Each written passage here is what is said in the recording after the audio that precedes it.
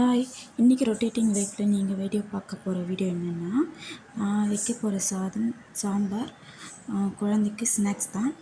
நான் பொத்திரிக்காய் புளிக்குழம்பு, அதாவது கொட்டை போட்டு புளிக்குழம்பு வச்சேன். வெங்காயம் தக்காளி அரிஞ்சு போட்டுக்கிட்டேன், தேங்காய் துருவி போட்டுக்கிட்டேன், வெங்காயம் வெள்ளைப்பூண்டெல்லாம் போட்டு பேஸ்ட் அரைச்சி எடுத்து வச்சுக்கிட்டேன்.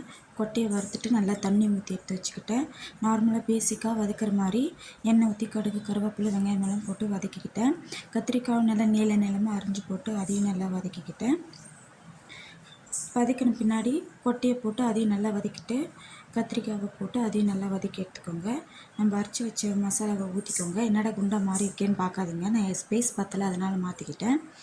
இப்போது நல்லா கலக்கிட்டு மசாலா ஊற்றி கலக்கிட்டு அது மஞ்சள்தூள், மிளகாய்த்தூள், மல்லித்தூள், சீரகத்தூள், கரம் மசாலா, அப்புறம் உப்பு, தேவையான அளவு உப்பு போட்டு அதையும் நல்லா வதக்கி எடுத்துக்கோங்க.